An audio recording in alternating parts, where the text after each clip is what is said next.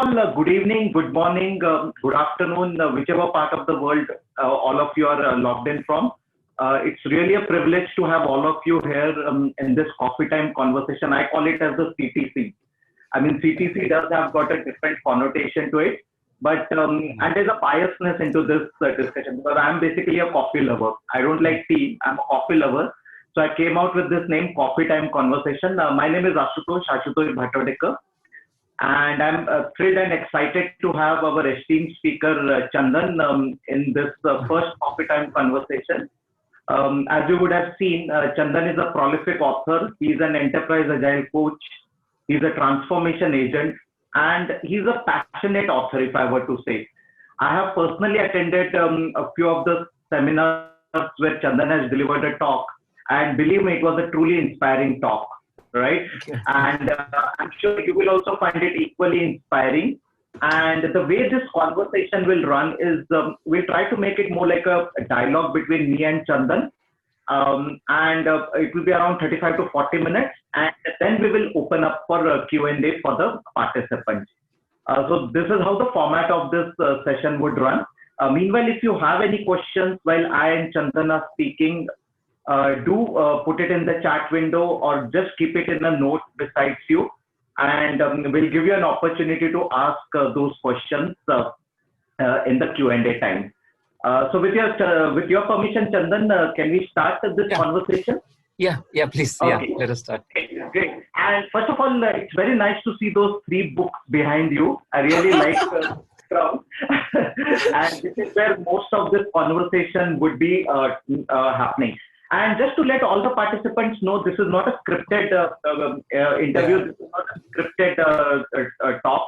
In fact, Chandan doesn't even know what questions I'm going to ask. I think we would have hardly spoken for 4 minutes just 2 weeks when this session was being planned. So Chandan also doesn't know what kind of questions will be thrown at him. And and even I had framed these questions today, just around 45-50 minutes back. So it will be a very, very interesting conversation. We would also like to know your feedback, how this session went, and I mean, what are your inputs for this particular session? So Chandan, if I were to quickly ask you that, okay, yes, I did introduce you. Anything else would you like to add to the introduction which I did? I mean, in case I've missed anything before we go ahead with the kind of a discussion. Nothing much. Yeah, it's whatever you said. It's enough, I think, for the time being to start introduction. Okay. Yeah.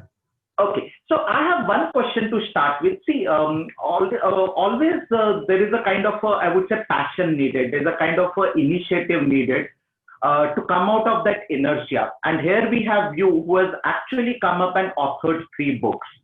And although they are sounding very similar, I mean, the 3 books title, they sound like Agile, Scrum, and Leadership, but I'm sure there is a lot of uniqueness in all the 3 books.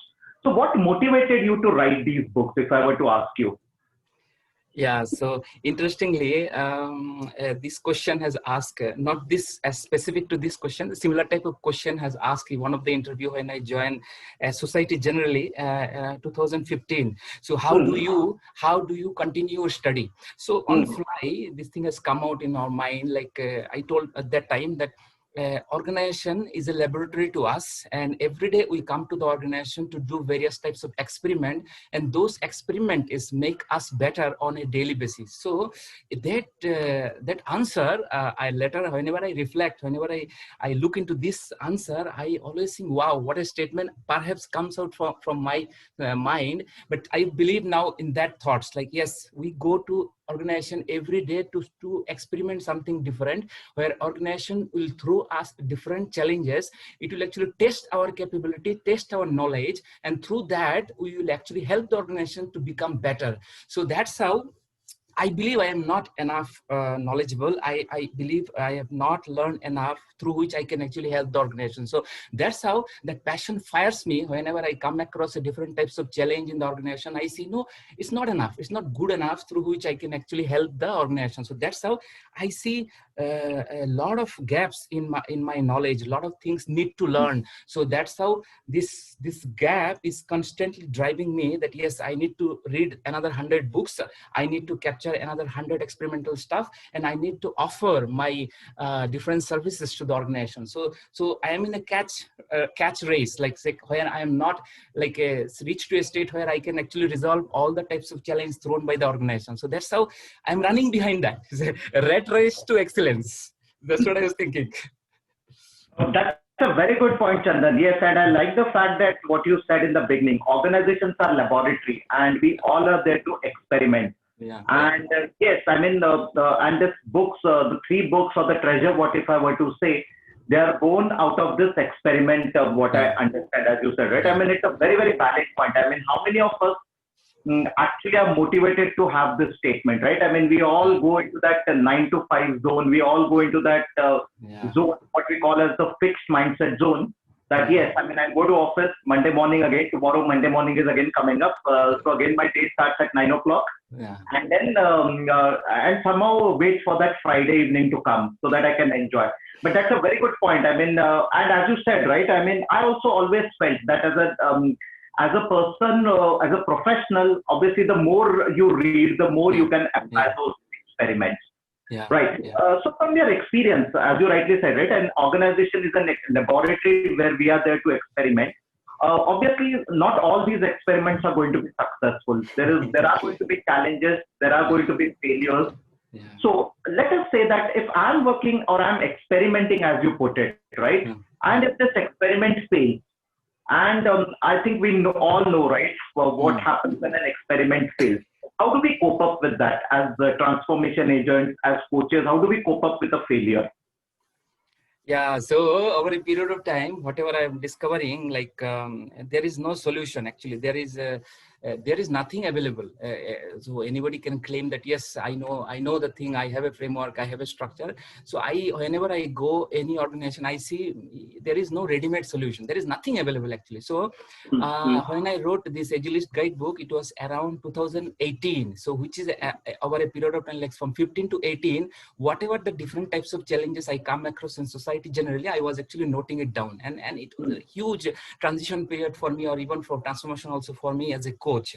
And then I joined Shell, and then for 1.5 years I also extensively work on a different assignment. One of the assignment was how do we ensure our Scrum Master to become knowledgeable, and what should we do for our Scrum Master to become better. So that's the result of my work in Shell. So that's the second book, Scrum Master Guidebook. And when I joined in Samsung as a leadership position, so I was actually looking at like, am I a good leader? What is missing in my context? Am I ready to really take up those challenges which a leader is supposed to do? So that's how the experimental goes.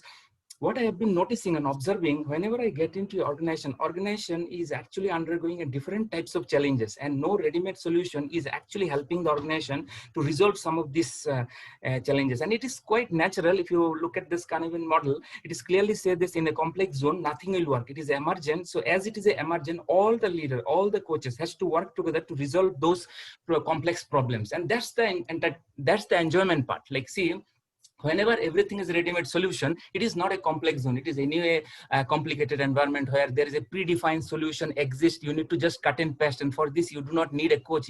Some other individuals also can solve it. So as a coach, we are very much assured that nothing is ready-made, so we have to experiment. So now, like, anyway, as you rightly said, the money is very expensive, resources are always constrained, and nobody will allow you to fail.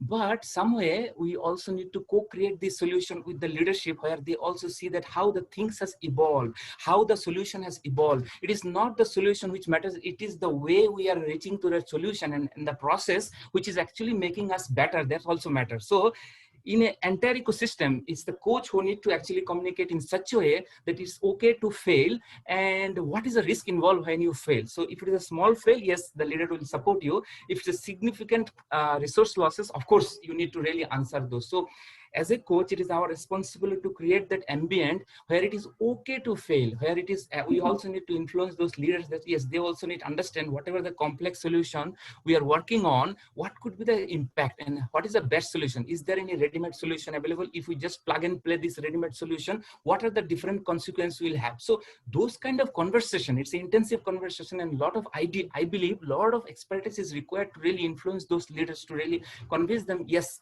failing is okay. So So I am seeing like those are the traits. It's really difficult to acquire, but of course our wisdoms are developing over a period of time, and we are looking for those more and more challenges where actually we burn our fingers through those experiments. So that's how we become more and more mature, and it's easy for us to convince those leaders to okay to fail in some of the contexts. So that's how I'm saying it's a complex zone. It's a complex world. So no ready-made solution.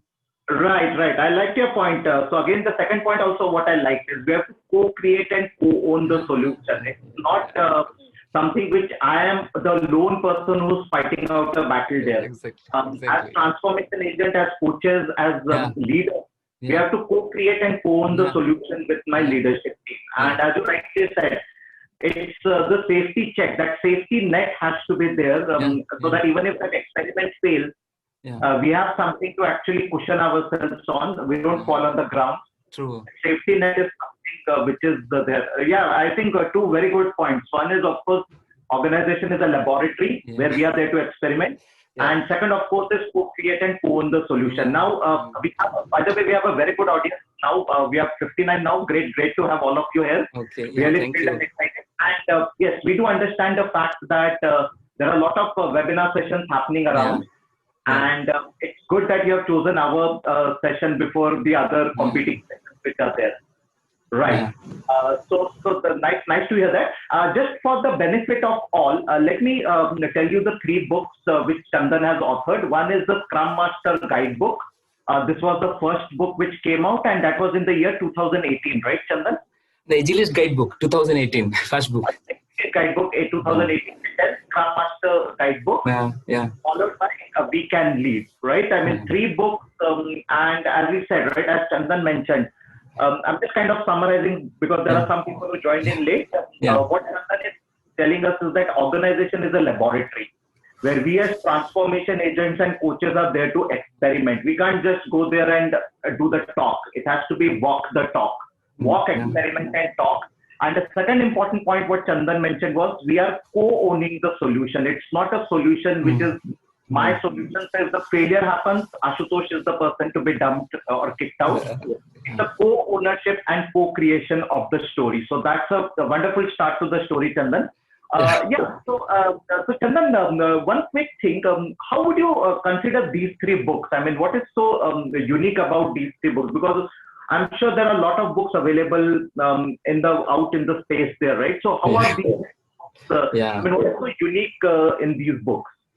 Yeah, actually, as in your writing in my career started long back, around say 10-15 years back, I used to maintain blogs. So what is the purpose of doing all these things? So I was envisioning that as and when in my career I come across different types of challenges, which is a crucial part in our life. So I will always refer back. So in ABB, some people used to joke with me like it's like our Article 379, Article 376, Article 374. So like this, whenever there is any incident or error occurs or issue occurs, we'll refer those articles. So like this, I used to really articulate all the different problems I was facing. So you might be known that like I have so far in LinkedIn, I have captured around 566 blogs. So what is the driving force of capturing this blog is as and when we are getting some challenges from the trenches and we experiment and see what is our new wisdom, we capture it in a blog. So in the book also, it is very specific to concise, specific to the challenges. First book is about agile transformation. So there are around say 100 different challenges has been articulated,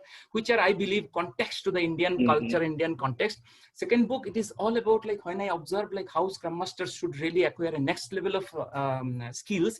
Of course, the Scrum Masters are very good at in terms of like a process, in terms of Scrum framework, that is good. But I just reinforce about the soft skill aspect, like what are the different kinds of soft skill challenges they get, and as it is an individual contributor role, it is very difficult to really drive a large and complex transformation project. And then last book is all about like if I am a leader, actually the bottom layer of the book is actually personal leadership and self-coaching. It is the We Can Lead book. So I reflected myself, am I ready for a leadership role? What are the different skill gaps I am having right now to really transform those gaps? So with that thoughts, this third book is about like different challenges a leader will come across. And as mostly I have worked in Indian context and culture, and especially product organization. So far, I have always worked in a product organization. So with that thought process and mindset, I try to capture those and really put it as a question and answer format, so that at least the individuals can take some actions against this topic. If I say empathy is a one topic, now where do I apply? How do I come across empathy? And why should I really apply empathy? And what should I take a corrective actions to improve? Say empathy is a one aspect.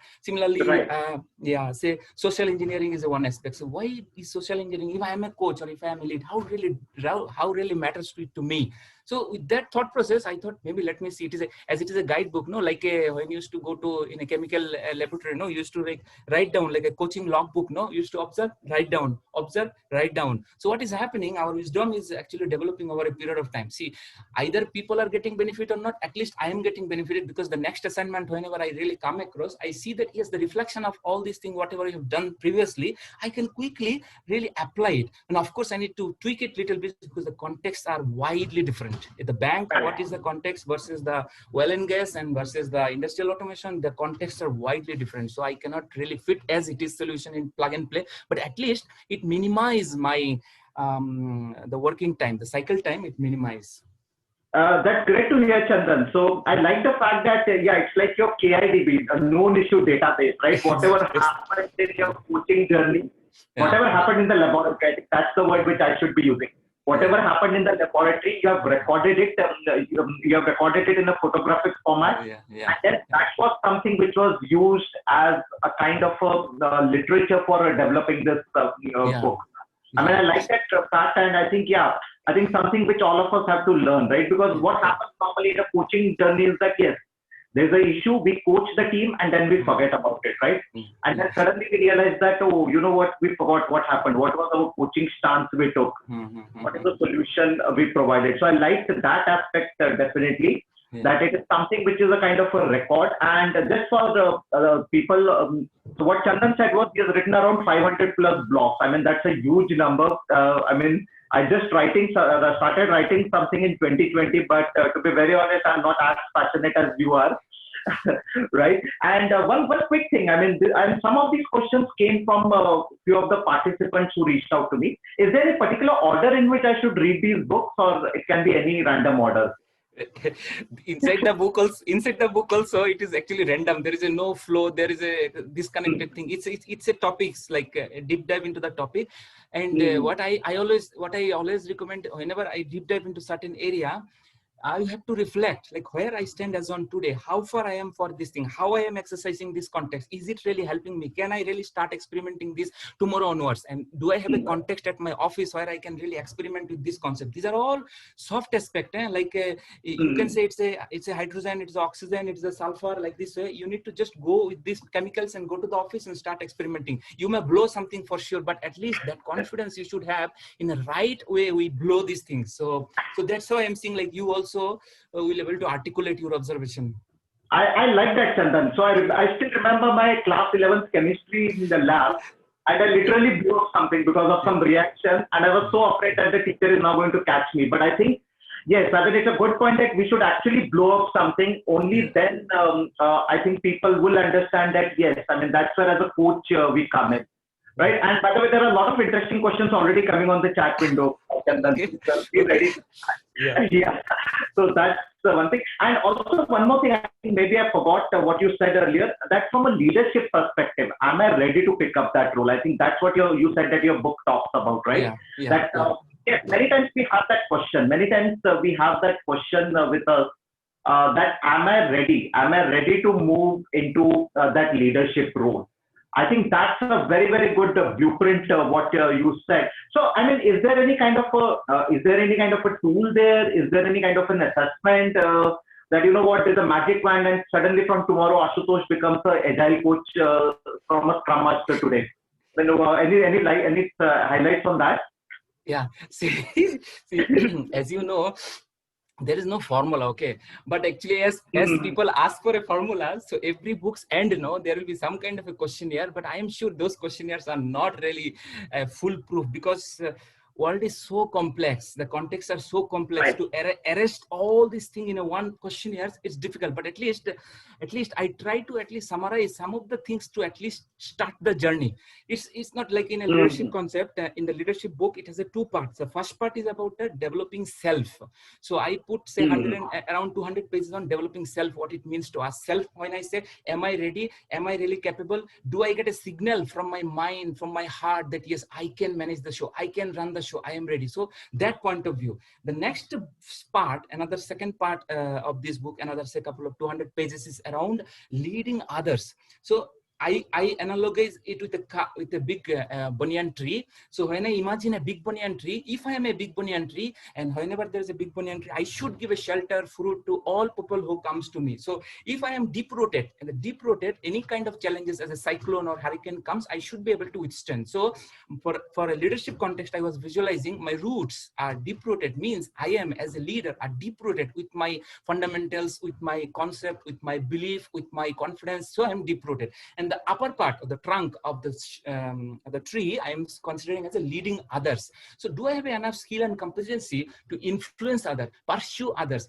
convince others, communicate properly others, inspire others? So all those aspects I was visualizing. So when we have a blend of both these two are properly in place, then I can think as a, in Indian context, you are calling it as a Kalpataru Vriksha.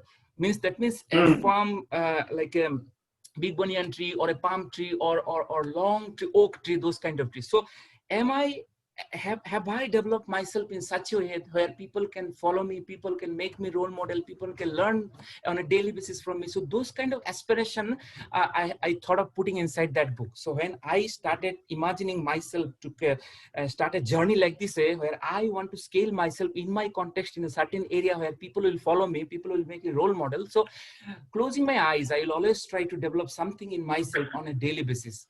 So that's the vision I was thinking. Could be perhaps that leadership book will help. Absolutely. I mean, I like the analogy of a banyan tree, the great banyan tree, right? I mean, it is very strong in the root, as you rightly explained. And yes, I think any leadership position starts with first of all, am I ready to take it? Do I have the confidence, right? Rather than more than someone basically pushing me into it, it's the self-introspection what is needed. And then, as you rightly said, that can I lead others? Can I be a role model? Do I see myself as a role model, right? So yes, absolutely right. I mean, that banyan tree analogy is something which is very, very vital. And I think that is what comes into any agile transformation, the Kalpataru, as you said, right? So that's a good analogy what you've written, and I think your book talks about that. There's a picture, I've seen that, and it talks about this analogy, and it talks about how do we lead into this, right? Thanks for sharing it. So one another question, another related question to this, obviously, is that obviously we have a lot of interesting questions which are coming up in the chat window also. You can but in any case, I'm collating it. So there's a question which I'll take up. So the question is, are you a trainer, are you a writer, or are you a coach, or are you a professional? How would you describe yourself? Yeah, good question. Thank you so much for asking this question. So that's from Balaji. Thanks, Balaji. Yeah. So Balaji, actually, very good questions. I'm sure you on when you are in. Sorry, that is from Sanju. Sorry, my mistake. Sanju. Yeah, Sanju. Sanju. So as in when we are actually in a journey of a coach, you might be realizing, like, to me, coach is the ultimate role. It's a mixture of so many different things: project management, program management, people management, strategic management, human. All these things is converged as a coach, because that's the ultimate thing where every individual can actually demonstrate all the quality and capability to drive this particular role. Now, as a coach, what I'm seeing as a coach on a daily basis, you are actually like playing a different role. Sometimes you may be a trainer, sometimes you may be a coach, sometimes you may be a mentor, sometimes you may be actually a project manager, sometimes you may be actually just sitting and doing people management. So I see that all these dimensions are involved in this coaching. So whenever I see a coaching, I see all these essential elements should be part of this coaching role. So So we cannot segregate. So sometime in our role, I give a one-day training, but it is for the organization where I am working on. I create a curriculum. So this is dedicated for the context where I am working on. See, if I am working today, I am working for Samsung. So I am designing a curriculum for the training for the Samsung by understanding the different challenges Samsung is undergoing. So I am very unique and specific for that context. Same training I cannot apply in Shell, because when I was working at Shell, because Shell has a different challenges. So like this way, we are on a daily basis a trainer, maybe a writer, or maybe a coach for that context. So that's how I see we are evolving on a daily basis on a context specific. Yeah, so just so that's a good one, Chandan. Yes, I think we have to shift into roles. So I always consider a coach role more like a chameleon, right? Where we change our colors.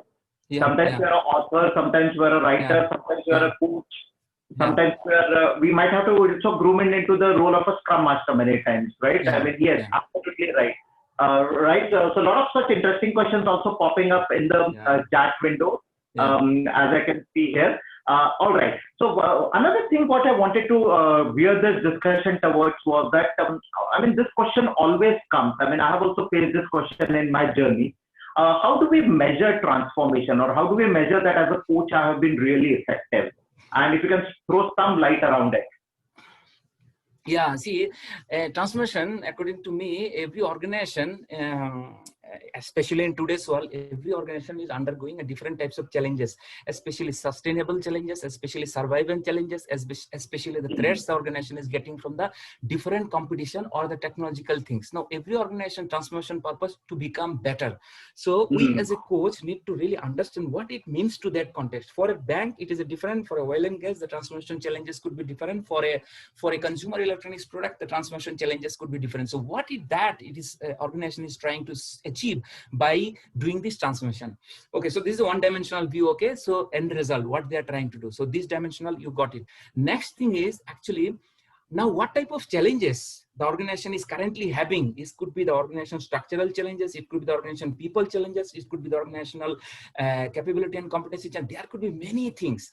So transformation goal and the current challenges what the organization is currently facing. Now we as a coach, what can I do better? So, and there's a big gap where the organization try to go and how fast they can reach to that goal in the transformation journey. It's a massive roadmap which we need to really prepare. Someone will prepare, or we have to party to that preparation, or you need to prepare that. Otherwise, the buy-in is not going to happen from the top leaders, because top leader would like to see what is the impact on the bottom line. Top leader would like to see if you are engaged for a 6 months to 1 year to 2 years transformation journey, at the end of that, at certain increment, what I will get. Is this the productivity gain I am going to get? Is this the market share I'm going to get? Is this, what is that I am trying to get by doing this transformation? Because transformation is an expensive process.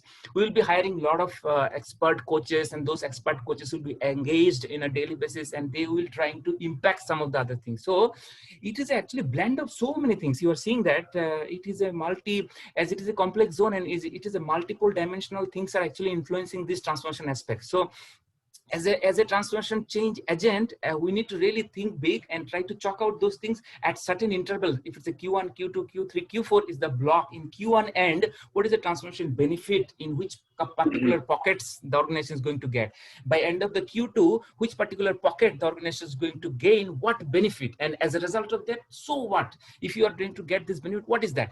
Am I going to sell more product? Am I going to get more customer bases? So at that particular aspect, as a coach, how can you help those business? How can you actually engage with the business to think like that? So you see, this is a multi-dimensional engagement with so many leaders to really tell that yes, we are in a transformation journey, we are in a right course, or we are in a lose the track. So those kind of things. So a lot of things to be measured. Actually, I'm not specifically talking about the measurement KPIs. There are a lot of KPIs you can measure as a transformation success or failure. But at the end of the day, if I'm co-creating with the business for some kind of transformation journey, and certain interval, if business is saying there is a momentum shift in terms of people acceptance, in terms of people knowledge, in terms of a momentum in the end user, you can see a ray of hope, and you can say that yes, we are at the right direction. Perhaps we can do course correction also if we see no, we are not getting benefits. So a lot of things to be done in that area. So maybe in a short span, I talk a lot of things. So no, that's a very good starting point, and I think that's a good learning for BS coaches also, because believe me, I have seen this, and I think I've talked also about it in my webinars and all. Yeah. See, one mistake which we as coaches do is we don't understand the business context. I think you brought about it very beautifully. Yeah. Right? The first day, I've seen people, first day of my agile coaching, what we do is we start training our team members. Yeah. We tell them, okay, what is Scrum, what is agile, what are those events, ceremonies. But rarely as coaches, we do that homework. I think as you rightly said, that homework about the organization, what is their roadmap? Are they looking for sustaining? Are they looking for survival? Are they looking for growth? If it is a growth, what is that roadmap? And I think this is where we as coaches have got an equal stake to play. I mean, I have heard these arguments that why are you asking these questions? I mean, you are supposed to do agile coaching, right? Just sit there and do agile coaching. But believe me, the transformation will not cut ice. I mean, if we go by that piecemeal approach, I mean, as you rightly said, it has to be just like we have a 360 degrees feedback in our appraisal system. As a coach, as you rightly said, I have to actually span that entire 360 degrees, or what I call as the popularly, I mean, this is a term which I have coined, is the octopus model, where we have octopus into various tentacles. Yeah, so I think that's what you have beautifully explained. I mean, that's where the roadmap will come in, and that's where we'll have to do a kind of a checks and balances in between, as you rightly talked about. Right. Okay. Now, slightly, let me move to the AC era. AC is after COVID, right? So we were all surviving. We were all thriving in the BC era, the before COVID era. Today, of course, the dynamics have changed. Today, of course, we are in a different point altogether. In fact, ideally, I would have loved to have this conversation face to face in Bangalore or Pune. I know you come to Pune also regularly. I used to travel to Bangalore, but of course, gone are those days now. So that's why we are sitting here on a Sunday afternoon, 5 o'clock, talking remotely. Yeah. So what are the, I mean, do you think as coaches, we are still relevant in the after COVID era? Because obviously we don't see our team members face to face. We don't have that emotional connect with them now. And people are, believe me, I mean, this is again my observation, people are reluctant to come on a video. I mean, when I do a coaching session. So how do you see the coaching role getting transformed in the AC era, the after COVID era? Very good question.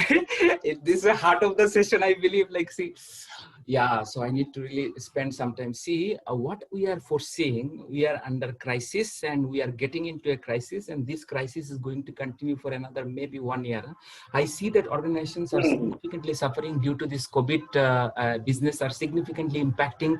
The projects has been blocked, hold and stop, and now in this context, now whenever we get into such kind of crisis, the leaders always talk about the optimizing the cost. They are always talking about like how fast I can resolve the solution, how fast I can quickly fix this solution. So right now, every product or organization's leaders are into execution mode. So they only worry about, I need to complete my task as fast as possible. So no other extra experiment, no other thing. So just focus on the coaching, the execution. So in these things, there are a lot of things which are something called long-term strategic thing has been put on hold. And transformation is something like that, which is actually going to yield a benefit in long run. It's not immediate benefits. So those kind of things has been into the shelf. Those kind of things has been actually put on hold for time being. Now, what do we do? And we do see this challenge. If you really talk to the other coaches, you will actually see this kind of challenge right now coaches are facing. And right now, organization is also like in some situation where they don't have any other option because see, the business is so pathetic right now. And so what do we do now? So right now, I do see that when we interact among coaches, no, this is the time when we need a massive innovation. So in one of the chakra, in my 7 chakra model of the second book is called innovation. So I at that time I told Scrum Master should be innovative. So now I'm seeing this, every individual has to be innovative. So when I say innovative, it cannot come in a today or tomorrow. It is not possible. So if you start today, then over a period of time, I see that in another 5 to 6 years, we will be so good at whatever we are doing. Perhaps we always come out with a new ways of doing things, new way of proposing something. So that's to me innovation. Because so right now, organizations badly need massive innovation. It is not a technological innovation. It could be process innovation. It could be a people innovation. So it could be anything, but organization needs something to be done differently to overcome those COVID crises, because we do not have enough resource. We do not have enough time. Whatever opportunity window we have to really click that in a very shortest time span. So we as a coach need to demonstrate and handhold that business that yes,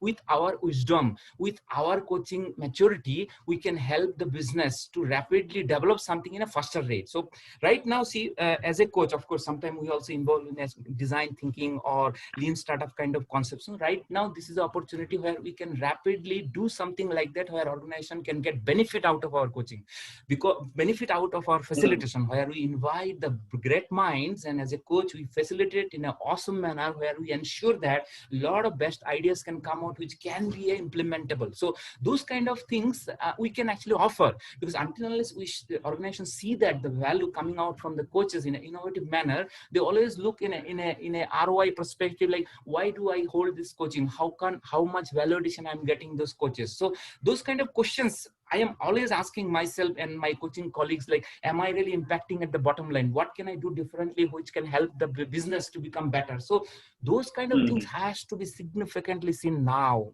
because, and it is not going away in another 6 months. It is our wisdom, it is our competency, it is our capability, it is our new ways working through which organization is going to get the value out of it. Otherwise, they will put it in a shelf, because we are nice to have items. Sometimes they look at like these people are only giving gyans, they don't do hands-on. So those kind of messages we keep getting. So we need to really clean up those thoughts from the leader's mind. Like we don't give only gyan, we also do some kind of hands-on with the delivery team, where we actually create vital product and solutions. So I do see that this is the need of the hour. We need to really think different and continuously do something different.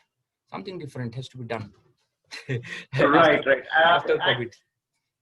Yes, yes, absolutely. I mean, so what I understand from you here is that it's more of an opportunity rather than a crisis time, where you are saying that, yes, I mean, if we are innovative, if we bring about those practices like design thinking, lean thinking, yes. our day-to-day work, and if we are actually, again, that word what you said in the beginning, the co-ownership. If you are owning the problem, then I think yes, I think there is an opportunity for us.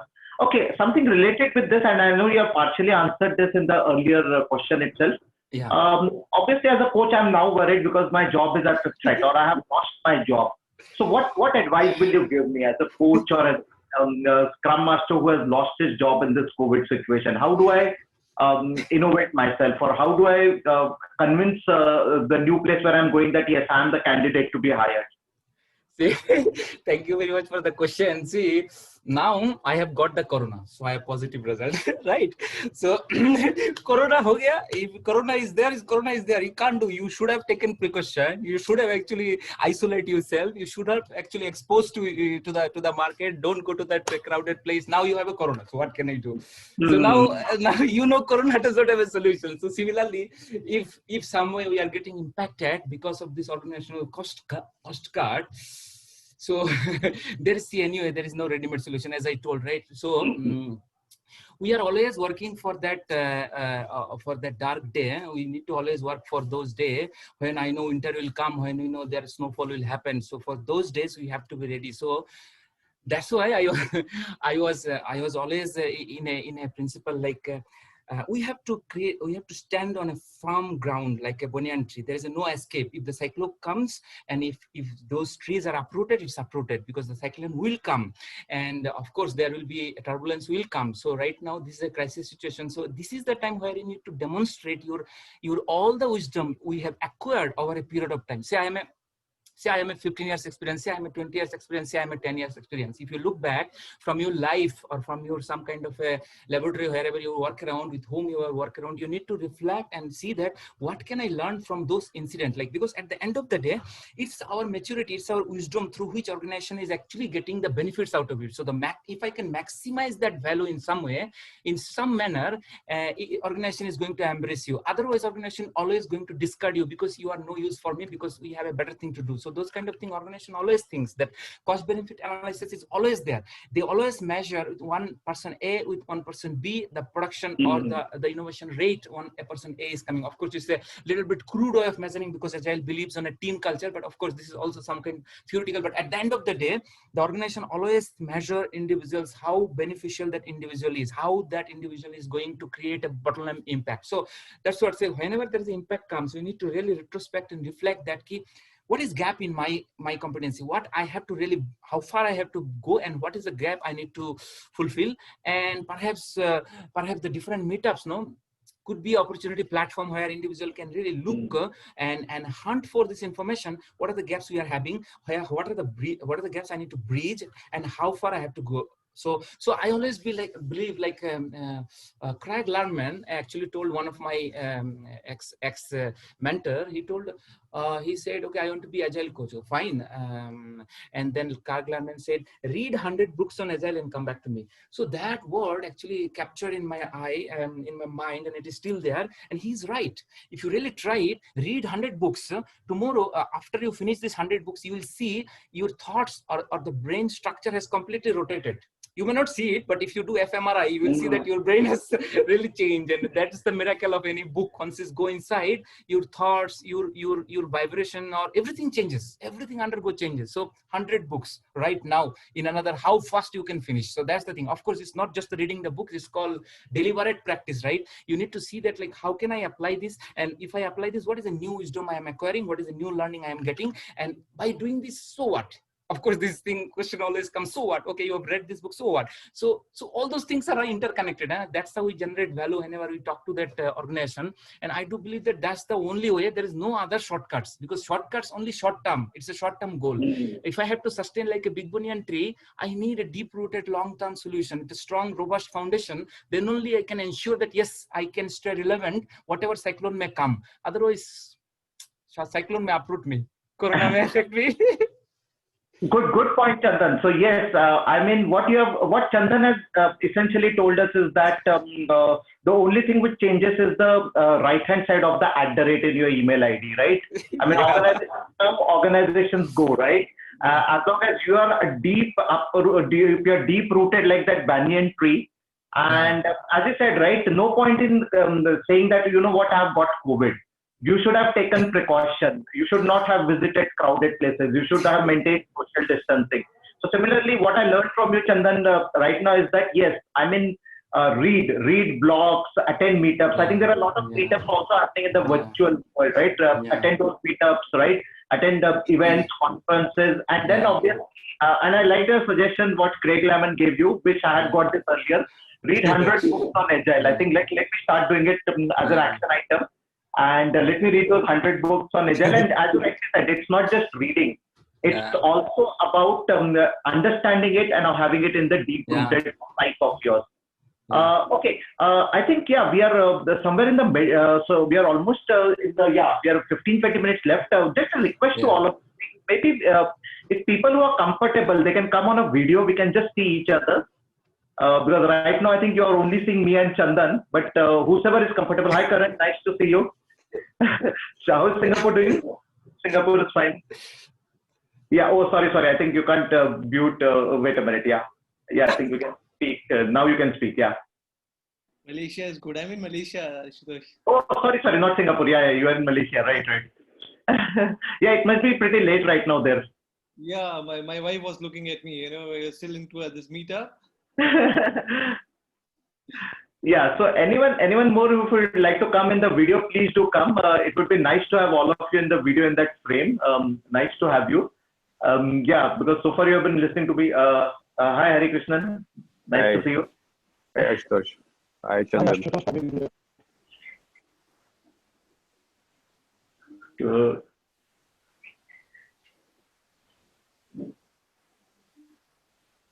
Yeah, I do see a lot of familiar faces. Roland is there. Yeah, hi, Kishore. Sorry. Hi, Ashutosh. Hi, Chandan. Yeah, hi. Prudvi here. Okay, so we have Alberto from Nigeria. Hi, Alberto. Nice to have you. It might be, I think that is 3 hours behind. Nigeria is, I think, 3 hours behind India, right? If I'm not mistaken.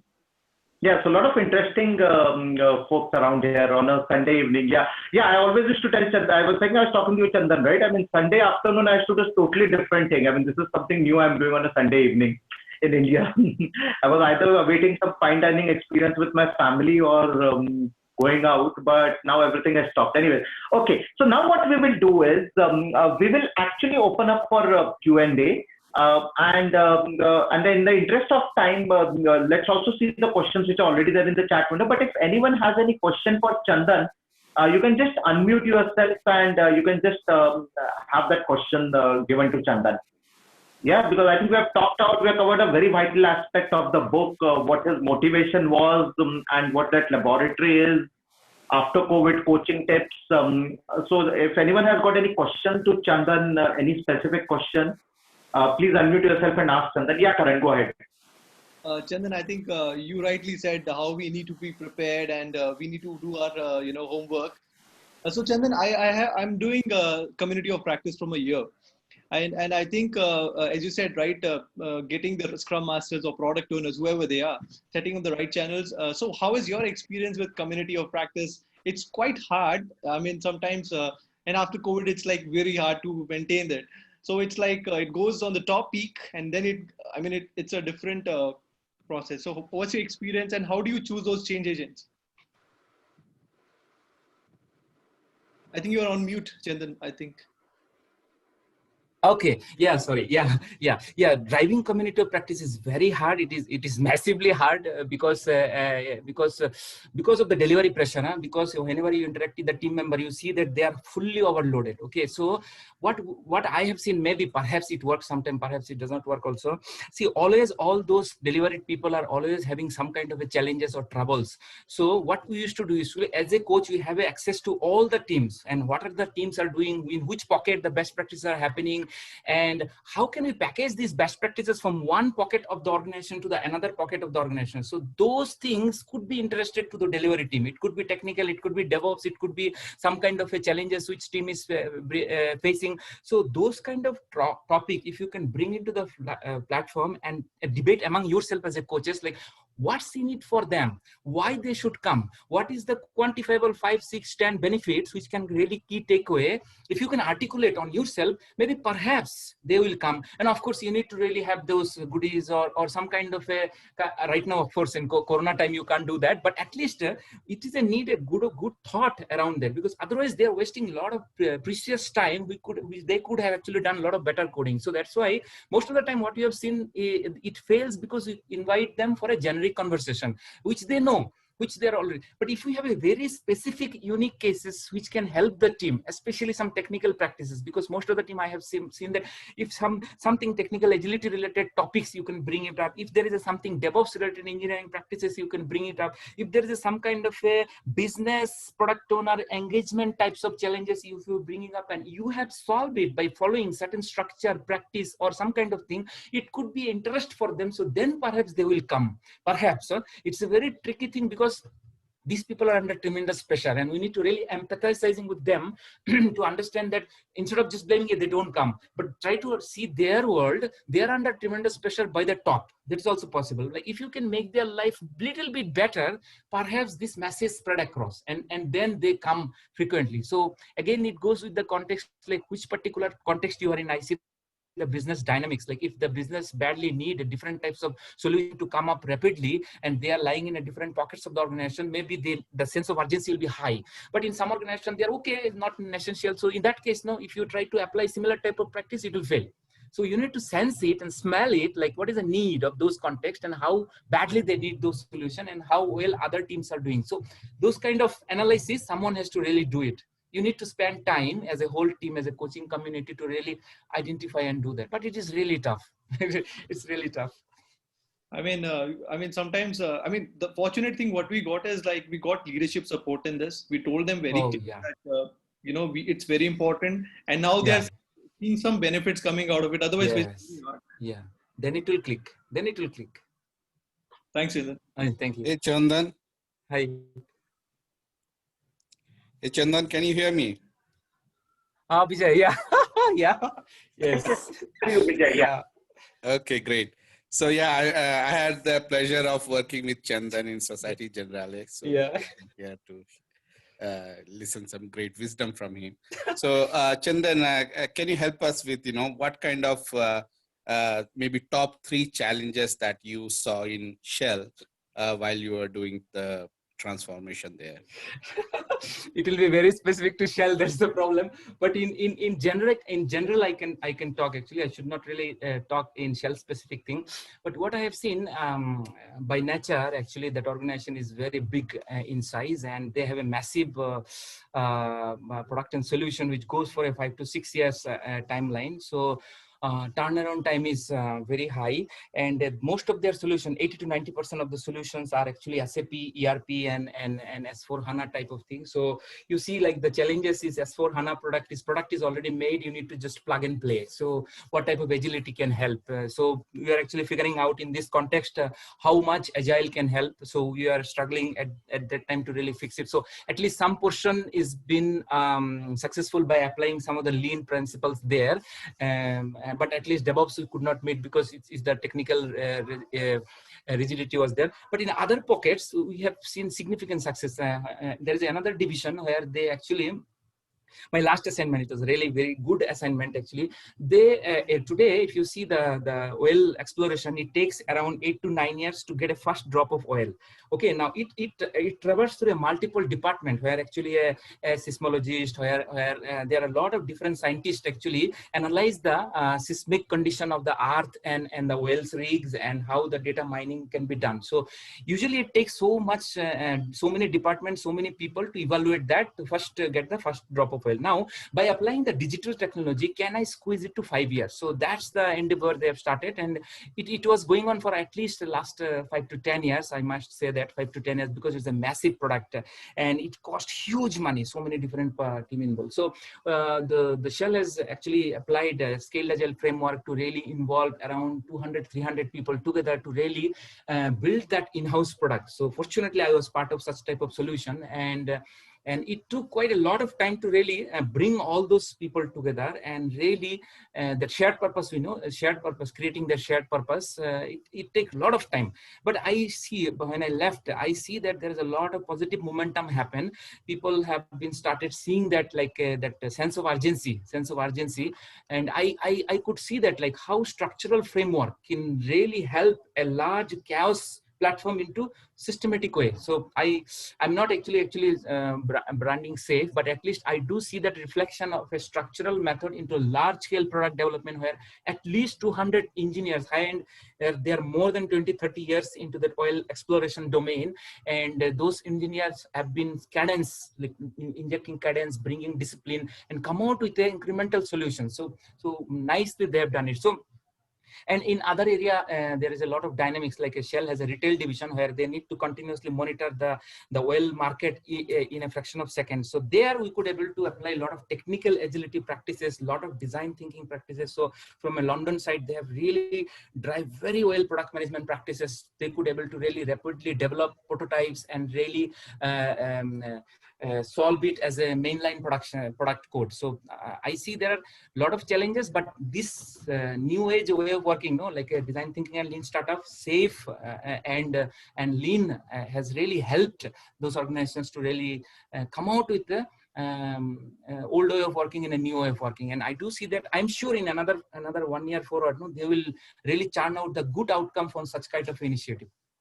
So short in a quickest timeline, but it's a history actually. That 1.5 years for me, it's a massive learning for such a large distributed organization.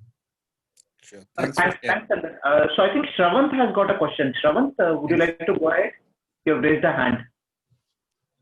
Hey, can you hear me? Yeah. Sorry, I'm outside. Forgive me if there's any disturbance from outside. Yeah. Okay, so it's a very nice session. I missed for most of the session, but the points which you mentioned, the last 15 minutes, whatever I listened, those are really great. So actually, I have an opinion, and please correct me if I'm wrong. I think like that, if somebody don't have a real good experience as a Scrum Master, or maybe, working in a development team for quite long time, and he's not a kind of suitable for a agile coach position, because I felt like that, because, I worked as a Scrum Master, and the whatever I learned, PSM1, PSM2 or something like that. So those are like theoretical, right? So when I go into the practice, so you have the real life problems. right? So so agile coach, I feel like, so everybody can be a coach, you know, they can coach anyone True. in their True. own level. So I'm not True. against of that. True. But True. you know, when you look at the agile coach position, and he definitely need a, you know, certain amount of experience in the industry as a scrum master or technical level or something. So if somebody reads the books and keep on developing this you know, theoretical knowledge, but what do you think, you know, that can be sufficient to be agile coach, right? I don't think so. So what do you suggest actually? Means like, this is my opinion, means like, somebody don't work in the industry, definitely, or maybe not even a scrum master, he has to work as a scrum master, he can't be a good agile coach. Yeah, true. Thank you, Shravan, for bringing out all this point. So big banyan tree. So big banyan tree cannot stand on a shallow foundation. So if you are on a deep rooted, you are deep rooted. So for individual development, no, it could be multidimensional. So when I say multidimensional, so book reading could be one dimension. So which can brings you new way of thinking. So it can trigger your mind to really think different, so that you can go to the laboratory and start experimenting your learning. So that's the one dimension. Of course, certification will give you a different structure in your mind, which you can apply in your context. And again, those meetup or a conversation, whatever currently we are doing, that also give us an opportunity to really think different. So any individual who is passionate to contribute into the organization, nobody can stop them. It is not like a certification versus breeding versus theoretical versus experience, not like that. Like, what should I do to really differently, which can help the organization? So if I am passionate to really contribute on a daily basis at the organization, and I am getting wisdom, then I am on the right track. And like Malcolm Gladwell, right, in Outlier, he said 10,000 hours raw. So it means like, as it takes minimum say 3 to 4 years to really mastery on certain things. So mastery on Scrum Mastery, mastery on coaching, mastery on leadership. So those kind of things, if I really set up a goal for myself, like, okay, I am here today and I'm going to maximize my knowledge in all the possible way, maybe by reading book, maybe by talking to someone, maybe by role modeling someone, or maybe by a certification. It could be any approach, but as long as I am growing in my wisdom, it should be good enough. So there is no one shoe size is not fit for all dimensional. So multi-dimensional approach. It's like I'm sailing in an ocean, and there is so many different. In olden days, if you have seen, right, in olden days oceans, so there is so many flags there, which is actually help to arrest the as much wind as possible, so that the boat can reach faster. So same here. Maybe reading is a one dimension, certification is another dimension, experimentation is another dimension. There could be A, B, C, D, E, F, which you might have come across. So try everything. That's our overall overall message. Try everything. Help us, because help me also, because we need your help, because we as alone I can't read so many things. So because the technology is changing, so we talk, we capture, we reflect, and we deliberate practice. So it's called deliberate practice. So you have whatever you have read, it has to be experiment, because otherwise you'll forget, because it does not stay for more than some time. So you have to go to the laboratory, challenge them, burn the fingers. Otherwise you'll forget. Thanks, Chandran. I like that word, deliberate practice. Deliberate practice is a nice word. Yeah, so we have Praveen Kumar Kothuri. Yeah, Praveen, if you can just speak and have your question. Yeah, hi. Hi, Chandan. Am I audible, Chandan? Yeah. Am I audible? Yes. Yeah, yes. So Chandan, first of all, amazing session. I like the way you start off on a light note and, bring across your points very forcefully, very good learning experiences there. Thanks a lot. Thank you. So Chandan, when I first started on listening to you on the webinar, you mentioned that the organization in which you work is a laboratory, and you can do R&D, and you can improvise and innovate. But the challenge is, if you are an agile coach or a scrum master, your efforts are billable to the client. You are billed to the client. You bring in revenue to the organization. So how much of leeway can you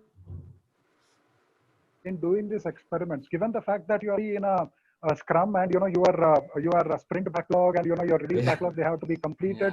So vis-a-vis that pressure and R&D, how much leeway can a agile coach or a scrum master get? So can you throw some insights there? Yeah.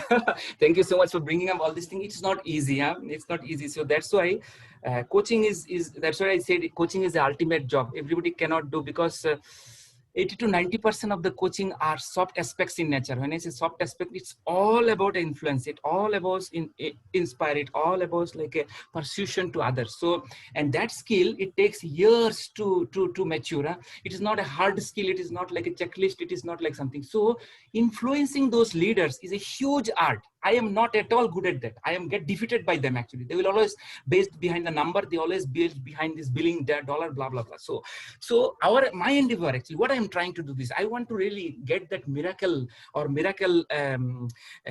knowledge that through which I can actually do abracadabra, some black magic, where I can really transform those leaders actually, where they become self-hypnotized and listen to me. So that's how I am actually trying my level best to really influence the people, whoever is coming in contact to us. If I am a coaching team, it's our overall goal is to how can I pursue those people to do something different, to experiment something different for the benefit of them. Of course, there is a constraint. Of course, there is a pressure. Of course, there is a limitation. But what wisdom I can apply through which I can really get some leeway from that limited time.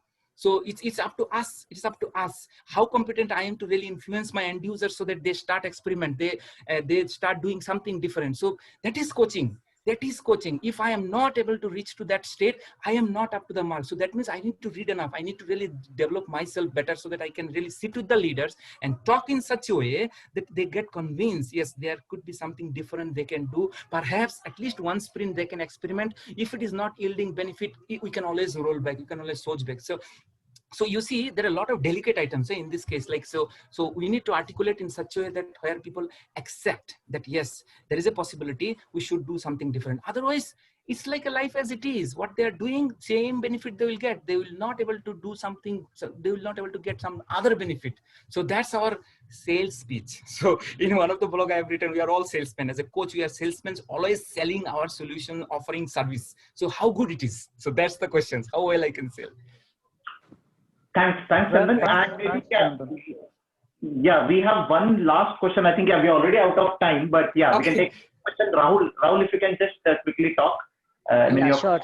Thank you, Ashutosh. Hey, Chandan. So my quick question was an observation.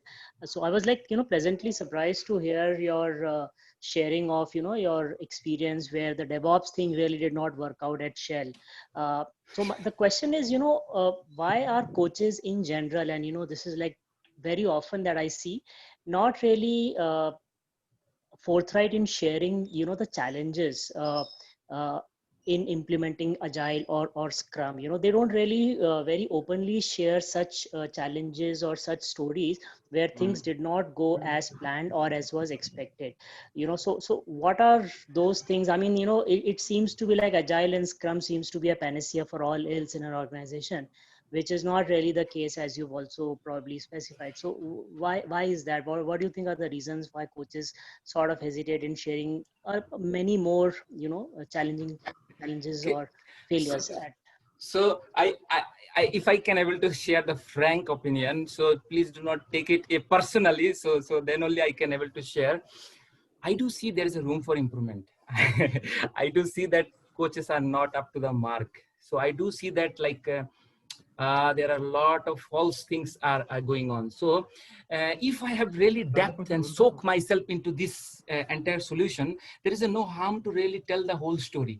But what happened, I have not really get inside the trenches and I have not seen the world. So perhaps I have heard somewhere and I'm just telling it to you. So in that mindset or in that model, so the individuals will hesitate to share their experience. So it could be many reasons. It could be that the constraint I said, right? I cannot openly talk about like context in Samsung, context in Shell, context in SG. That also one bar or one limitation could be one possible. Another possible could be that individual had not really gone through that kind of experiment. So he or she is not able to really explain everything.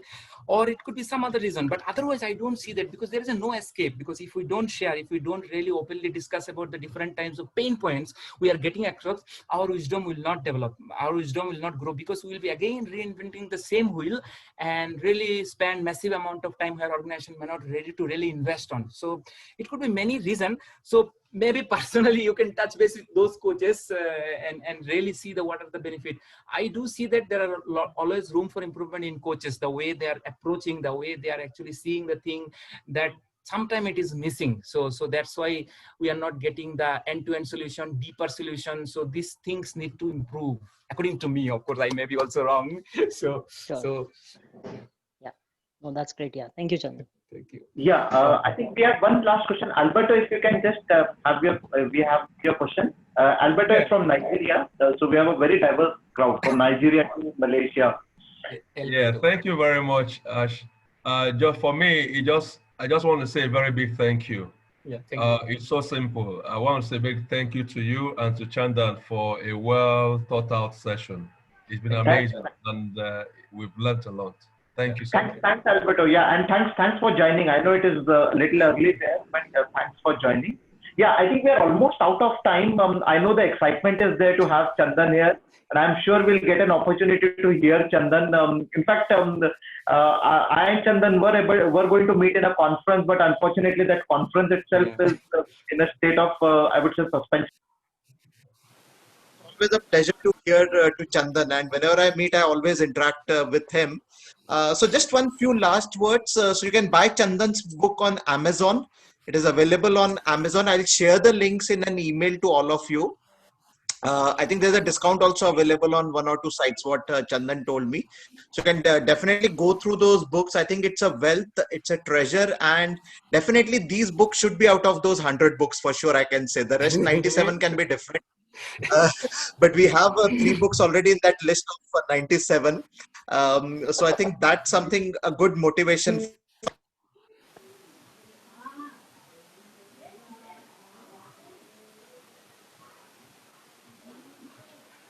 I think we have frozen Ashutosh. Looks like, Ashutosh, yeah, thank you. Yeah. We lost for 2 minutes.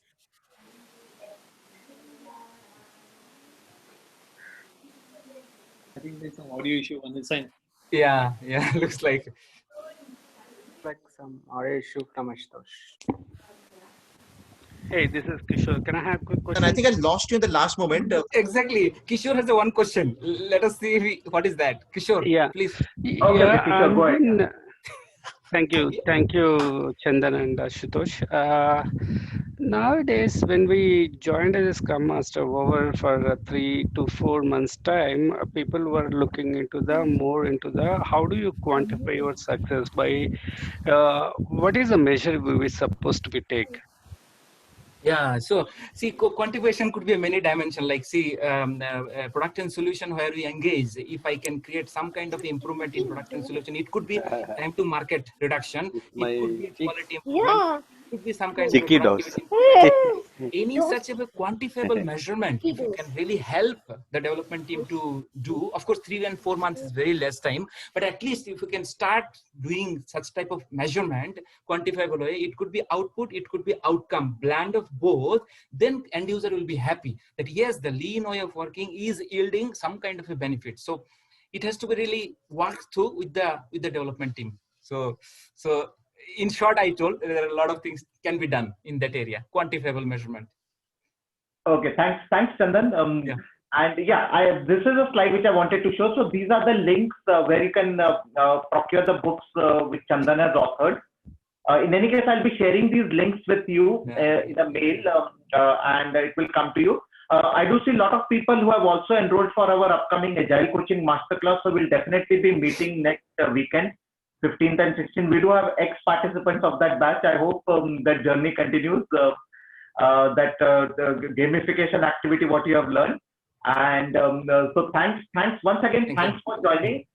Just a quick feedback. I hope the 1 hour 15 minutes of your time was worth its investment. As I said, there are a lot of webinars happening, there are a lot of events happening, but I thought of doing something different this time rather than I only talking, so I brought in Chandan. And if this format is something which you like, we'll have more such talks in the future. But believe me, one thing I'm not going to change is I'm going to keep it CTC only. I'm not going to make it CTC. Some people told me, chai pe charcha. I said, no, I'm a coffee lover, so I'll go with coffee only. So that thing won't change, but we are open for experimenting other things, okay, other than the name, right? And obviously people first thought that CTC means my salary is going to increase or what, but I'm sure, I think after looking at this, I'm sure that your salary would increase if you apply what Chandan said. Yeah. So thanks Chandan. It was really wonderful spending time on a Sunday evening with you. And thanks to our over-enthusiastic participants, I think we had a very good crowd, almost 60 plus attendees. So really appreciate your time in investing. And I'll share the link of this recording along with the link which Chandan has shared. So thanks everyone. And most importantly, everyone stay safe and start the journey for 100 books. Bye. Thank you. Bye. Thank you so much. Thank you, Chandan. Thanks, Chandan. Thank you guys. Bye-bye. Bye-bye. Thank you. Bye bye. Thank you.